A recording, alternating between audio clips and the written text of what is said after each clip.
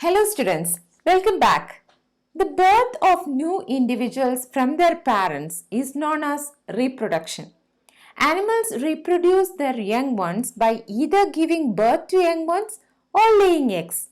This video will help you understand how plants reproduce.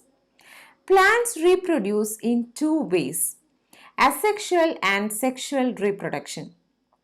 In asexual reproduction, plants can give rise to new plants without seeds. There are many types of asexual reproduction like vegetative propagation, budding, fragmentation, and spore formation. But in sexual reproduction, new plants are formed from seeds. In sexual reproduction, the fusion of male and female gametes takes place. Most plants have parts like stem, root, and leaves. These parts of a plant are called vegetative parts. When they grow, most plants bear flowers. The flowers give rise to fruits, and these fruits bear seeds. The seeds germinate and form new plant. Germination is nothing but the growth of a plant from a seed. You might be aware that mango trees bear flowers in spring. In summer, these flowers give rise to delicious mangoes, and these mangoes have seeds inside them. When these seeds germinate, they form a new mango tree. As flowers give rise to seeds containing fruits, flowers can be called as the reproductive part of a plant. The function of flowers in plants is reproduction. Now let's learn about the various types of reproduction. We learned that the stem, root, and leaves are called the vegetative parts of a plant. In vegetative propagation, new plants are produced from roots, stems, and leaves. As these are the vegetative part of a plant, this type of asexual reproduction is called vegetative propagation. The new plants arise from roots, stem, and leaves. Let's learn how this vegetative propagation happens. This is a branch from a rose plant. Here you can see a node. This is the node. A node is a part of the branch or stem from which a leaf arises. Bury this branch with the node in the soil and water it every day. After a few days, we can observe the roots and leaves starting to grow from this branch. That means this branch with a node can give rise to new plants. As the branch of the stem is a vegetative part of the plant, we can call this kind of reproduction vegetative propagation. We all know about flower buds which give rise to flowers, right?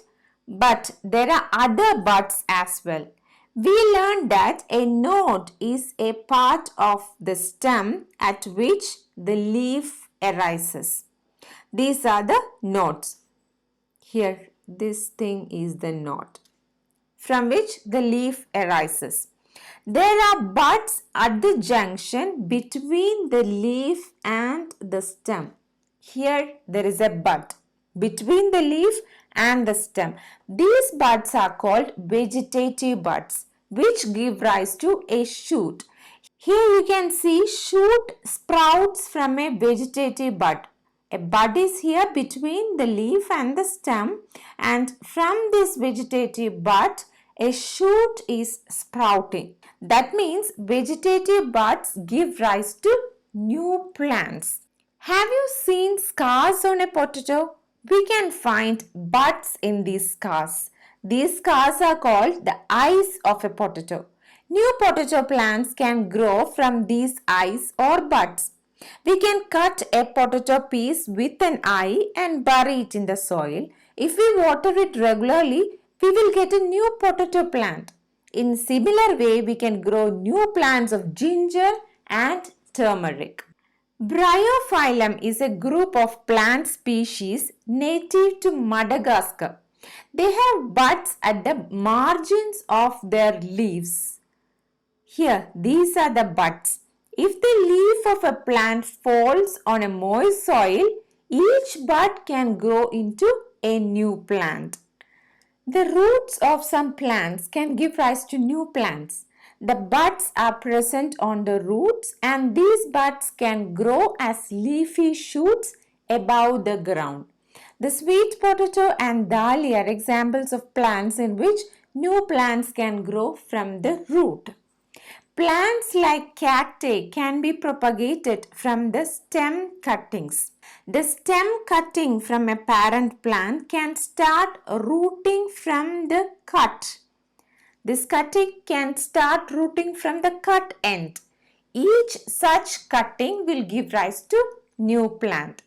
Now let's see what are the advantages of vegetative propagation. Plants that are produced by means of vegetative propagation take less time to grow and bear flowers and fruits when compared to plants grown from seeds.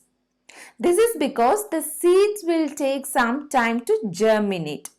So the plants that are produced by means of vegetative propagation will take less time to grow and bear flowers. Another advantage is that the new plants will be the exact copies of the parent plant. That means if the parent has any positive features, we can expect the same in the new plants as well. Budding is another type of asexual reproduction. You might have heard about yeast. Yeast are single cellular organisms. That means they have only a single cell. They reproduce by means of budding. In budding, new individuals grows from the parent body in the form of a bud and these buds finally detach from the parent body. Let's see how budding takes place. Your mom might be using yeast for baking. Take a pinch of yeast and place in a container and add some water. Add some sugar to this water and shake and dissolve. Keep this in a warm place.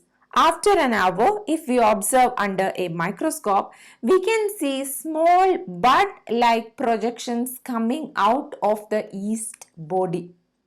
These projections are called buds. These buds can grow and finally detach from the body. If these buds grow, they will detach from the body and it will grow as a new individual, new cell.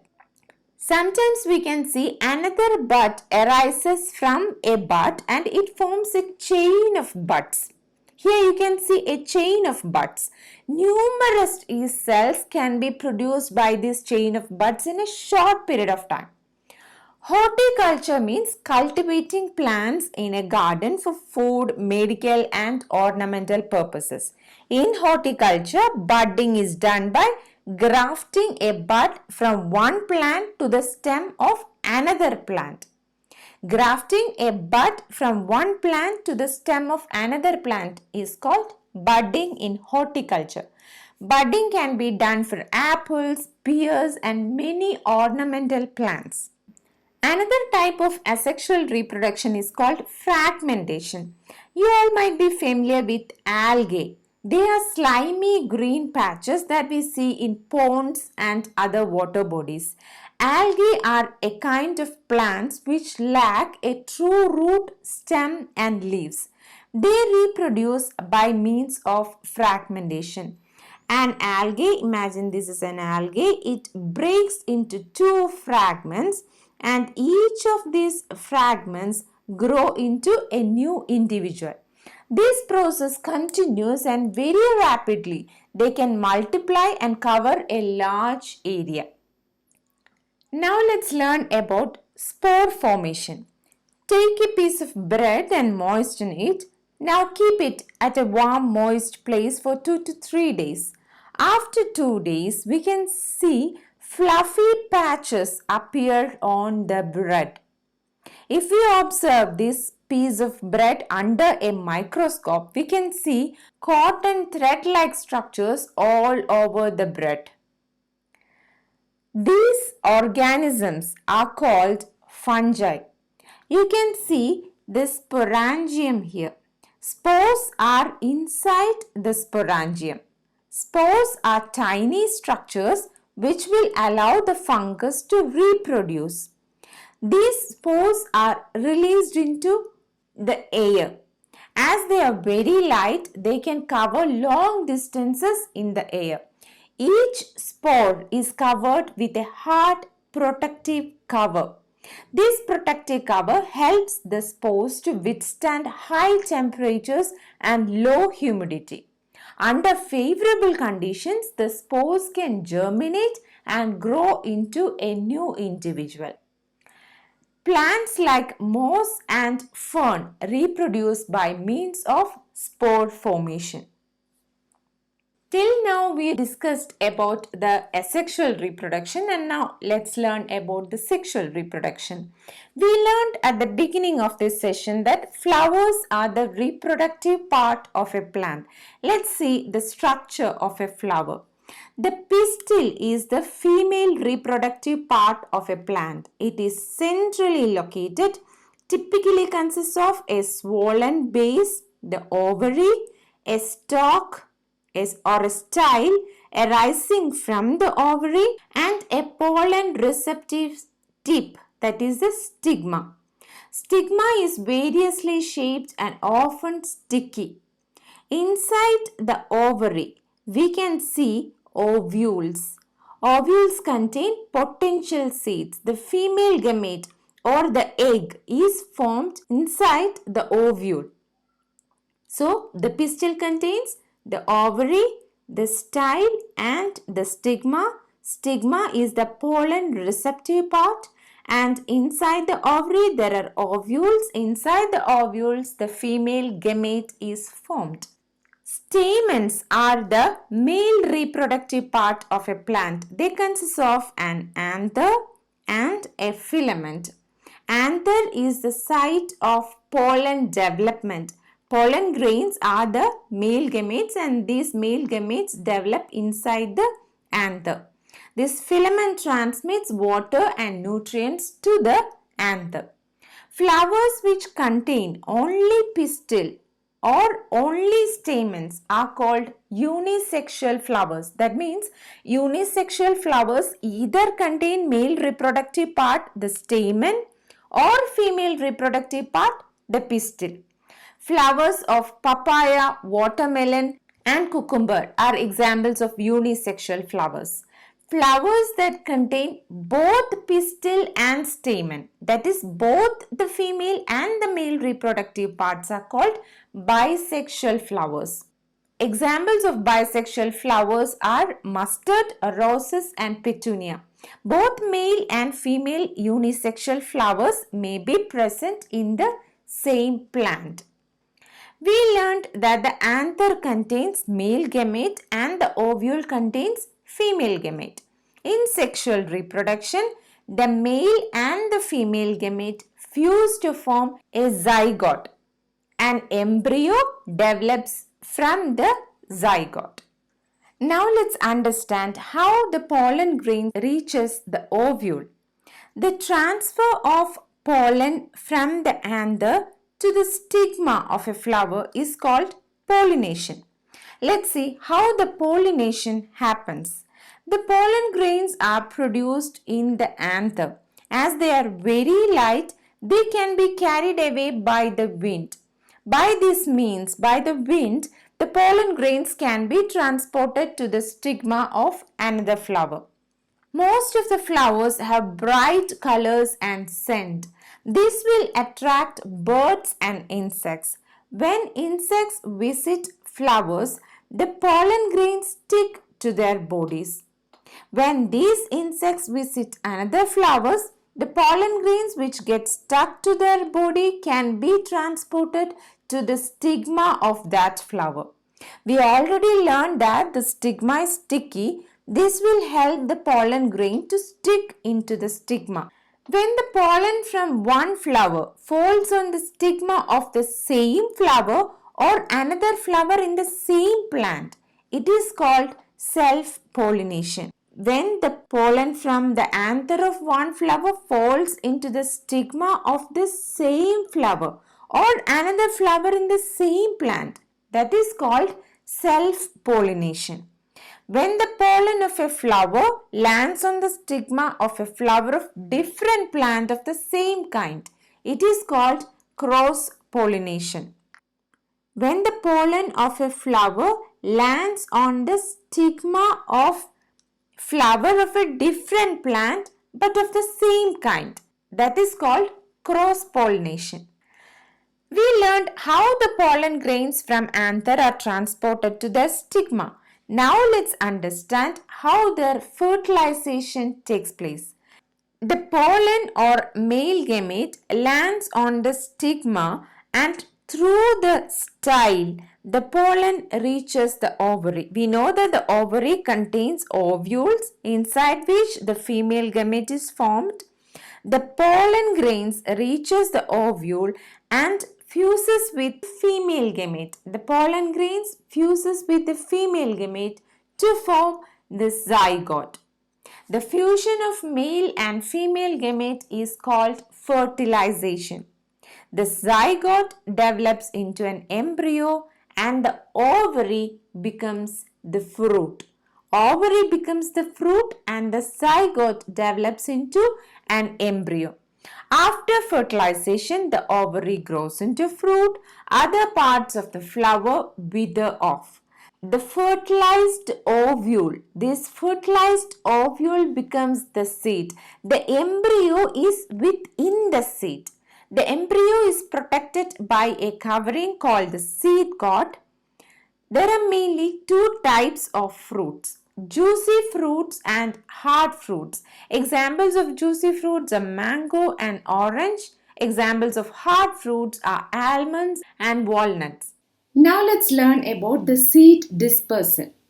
The same type of plants can be seen in different places which are far away from one another. This happens because seeds are dispersed to different places.